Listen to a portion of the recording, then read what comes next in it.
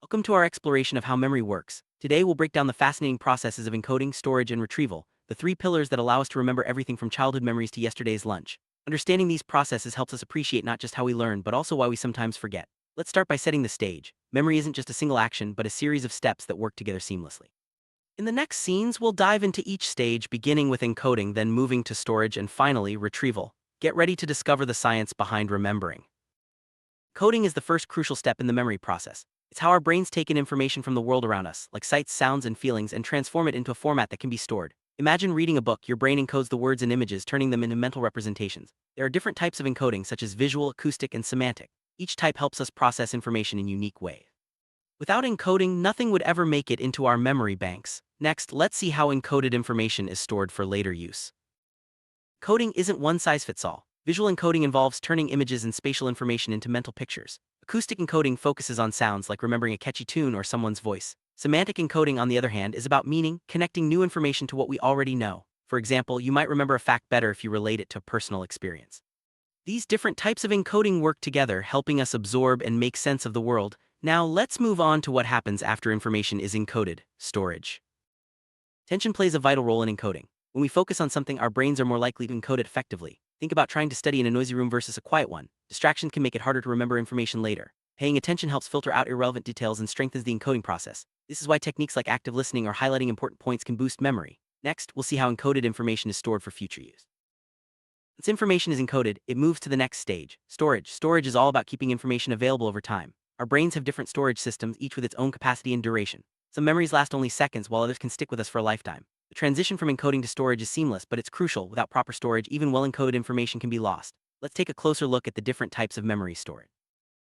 Sensory memory is the shortest-term element of memory. It acts like a buffer for stimuli received through the senses. For example, when you see a flash of lightning, your visual sensory memory holds onto that image for a split second before it fades. This brief storage allows us to process and decide what's important enough to pay attention to. Sensory memory is fleeting, but it's essential for filtering information before it moves to short-term memory. Next, we'll explore how short-term memory works. Short-term memory, sometimes called working memory, holds information for a few seconds to a minute. It's like a mental notepad, letting us keep track of things we need right now, such as a phone number or a shopping list. However, short-term memory has a limited capacity, usually about 7 items at a time. If we don't actively work with this information, it quickly disappears. Techniques like repetition or chunking can help us retain information longer. Now let's see how memories move from short-term to long-term storage.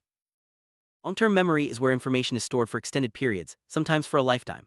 Unlike short-term memory, its capacity is vast, and it can hold everything from facts and experiences to skills and habits. Memories in long-term storage are organized and connected, making it easier to retrieve them when needed. The process of transferring information from short-term to long-term memory is called consolidation, and it often happens during sleep.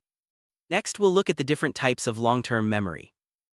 Long-term memory can be divided into explicit and implicit memory. Explicit memory involves conscious recall, like remembering a historical date or a friend's birthday. Implicit memory, on the other hand, is unconscious and includes skills like riding a bike or typing. Both types are essential for daily life, but they work in different ways. Understanding this distinction helps explain why we can remember some things effortlessly while others require more effort. Let's dive deeper into each type.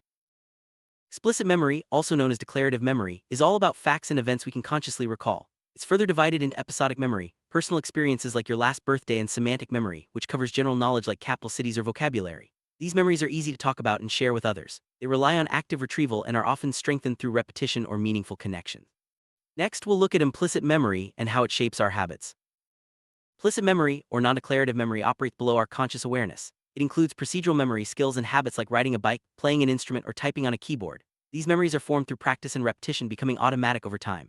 Implicit memory also includes things like conditioned responses, such as feeling anxious in a certain situation. This type of memory is crucial for everyday functioning, even if we're not always aware of it. Now let's see how information is retrieved from storage. Retrieval is the process of accessing stored information when we need it. It's what happens when you recall a friend's name or remember how to solve a math problem. Retrieval can be triggered by cues, like a familiar smell or a song, or happen spontaneously. Sometimes retrieval is easy and automatic, other times it takes effort. The effectiveness of retrieval depends on how well the information was encoded and stored. Next, we'll explore the different types of retrieval. There are two main types of retrieval: recall and recognition. Recall is when you bring information to mind without any cues, like answering an essay question. Recognition, on the other hand, involves identifying information when you see it, like picking the correct answer on a multiple-choice test. Both processes rely on how well the information was encoded and stored. Understanding these differences can help us develop better study strategies. Next, let's look at factors that affect retrieval. Retrieval cues are triggers that help us access memories. These can be anything from a specific smell to a song or a place. The more meaningful the cue, the easier it is to retrieve the memory. For example, hearing your favorite childhood song might bring back vivid memories of a family vacation. Using cues is a powerful way to improve recall, especially when studying or trying to remember important information. Next, we'll discuss why we sometimes forget. Getting is a natural part of memory. It can happen for several reasons. Information might not have been encoded well, it may have faded from storage, or we might struggle to retrieve it. Interference from other memories can also make it harder to remember. Forgetting isn't always bad, it helps us clear out unneeded information and focus on what's important. In the next scenes, we'll look at some common causes of forgetting and how to improve memory. One major reason we forget is encoding failure. If we don't pay enough attention or don't process information deeply, it never makes it into storage. For example, you might forget someone's name moments after meeting them if you weren't really listening. To avoid encoding failure, it's important to focus and use strategies like repetition or association. Next, let's see how storage decay can lead to forgetting. Storage decay happens when memories fade over time. If we don't revisit or use information, it can gradually disappear from our memory banks. This is why reviewing material regularly is so important for long-term retention. Think of it like a path in the woods. The less you walk it, the more it gets overgrown. Next, we'll look at how interference can disrupt memory retrieval.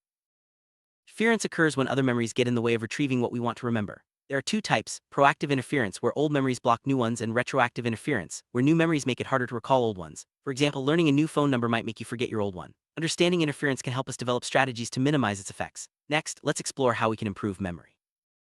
Boost memory, start with better encoding. Pay close attention, use visualization, and connect new information to what you already know. Techniques like mnemonics, chunking, and elaboration can make encoding more effective. For example, creating a vivid mental image or a catchy rhyme can help you remember complex information.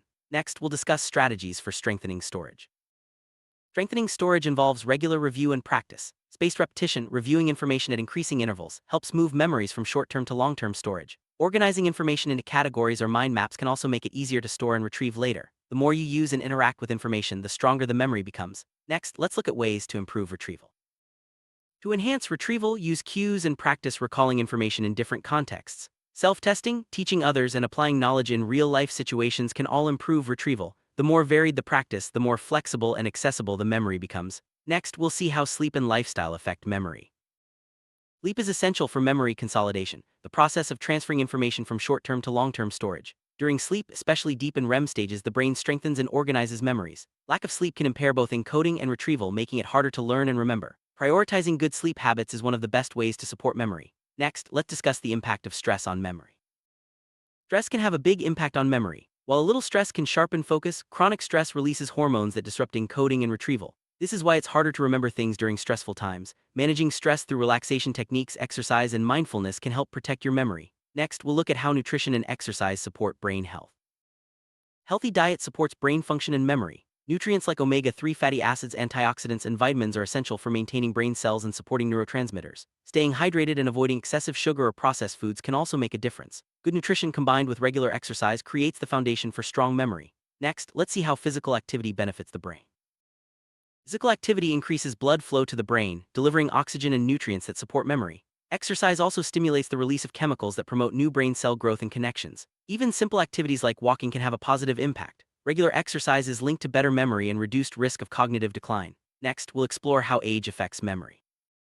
Memory changes as we age. Children and young adults often have strong encoding and retrieval abilities, while older adults may notice some decline. However, staying mentally and physically active can help maintain memory at any age. Lifelong learning, social engagement, and healthy habits all contribute to brain health. Next, let's look at some common memory myths. There are many myths about memory, such as the idea that we only use 10% of our brains or that memory loss is inevitable with age. In reality, the brain is highly adaptable and memory can be improved with practice and healthy habits. Understanding how memory works helps us separate fact from fiction and make better choices for our brain health. Next, we'll discuss memory disorders. People experience memory disorders, such as amnesia, Alzheimer's disease, or other forms of dementia. These conditions can affect encoding, storage, or retrieval, making daily life challenging. Early diagnosis and intervention can help manage symptoms and improve quality of life. Research continues to uncover new treatments and strategies for supporting those with memory disorders. Next, let's see how technology is changing the way we remember. Technology has transformed how we store and retrieve information. Smartphones, computers, and cloud storage act as external memory aids, helping us remember appointments, contacts, and facts. While this can free up mental space, it's important to keep exercising our natural memory skills. Finding a balance between digital and biological memory is key. Next, we'll look at memory techniques from around the world. Different cultures have developed unique memory techniques, from the method of loci used by ancient Greeks to modern memory palaces and mnemonic devices. These strategies rely on visualization, association, and repetition to make information stick. Learning about global approaches can inspire us to try new ways of remembering. Next, let's see how creativity supports memory. Creativity plays a big role in memory. Making up stories, drawing pictures, or inventing songs can all help us encode and retrieve information more effectively. The more creative and personal the connection, the stronger the memory. Don't be afraid to use your imagination when learning something new. Next, we'll discuss the importance of emotional connections in memory. Emotions have a powerful effect on memory. Strong feelings, whether positive or negative, make memories more vivid and easier to recall. This is why we often remember emotional events more clearly than everyday details. Emotional connections can also help us learn and retain new information. Next, let's look at how social interactions influence memory. Social interactions play a key role in memory formation and retrieval. Sharing stories, teaching others, or discussing ideas helps reinforce what we know. Group activities and conversations can trigger memories and make learning more enjoyable. Social support also reduces stress, which benefits memory. Next, we'll explore the link between memory and identity. Memories shape who we are. Personal experiences, beliefs, and knowledge all contribute to our sense of identity. When we recall important events or milestones, we reinforce our self-concept. Memory loss can affect identity, making it harder to connect with our past. Understanding this link highlights the importance of protecting and nurturing our memories. Next, let's look at the future of memory research. Memory research is advancing rapidly, with new discoveries about how the brain encodes, stores, and retrieves information. Scientists are exploring ways to enhance memory, treat disorders, and even use technology to augment our natural abilities. As we learn more, we'll be better equipped to support healthy memory throughout life. Next, we'll summarize the key points from today's journey. Let's recap encoding. It's the process of taking in information and transforming it into a form the brain can store. Attention, visualization, and meaningful connections all help make encoding more effective. Without encoding, nothing else in the memory process can happen. Next, we'll summarize storage. Storage is about keeping information available over time. It involves sensory, short-term, and long-term memory systems, each with unique roles. Regular review and organization help strengthen storage. Without storage, even well-encoded memories can be lost. Next, we'll wrap up with retrieval. Retrieval is accessing stored information when needed. Using cues, practicing recall, and applying knowledge in different situations all improve retrieval. The better the encoding and storage, the easier retrieval becomes. Next, we'll look at practical tips for everyday memory. Boost memory in daily life. Focus on one thing at a time, use reminders, and create associations. Break information into chunks, use visualization, and repeat important details. Stay organized with lists or calendars, and don't forget to take breaks. These simple strategies can make a big difference. Next, we'll discuss the importance of lifelong learning. Lifelong learning keeps the brain active and supports memory. Trying new activities, reading, and engaging in creative hobbies all stimulate the mind. The more we challenge ourselves, the stronger our memory becomes. Embrace curiosity and keep learning at every age. Next, we'll look at the social side of memory. Staying socially active is great for memory. Conversations, group activities, and teamwork all help reinforce what we know and make learning more enjoyable. Social engagement also reduces stress and supports emotional well-being, both of which benefit memory. Next, we'll explore how mindfulness can help. Mindfulness, being present in the moment, can improve attention and memory. Practices like meditation, deep breathing, and mindful observation help reduce distractions and enhance encoding. Taking time to slow down and focus can make a big difference in how much we remember. Next, we'll discuss the importance of rest and relaxation.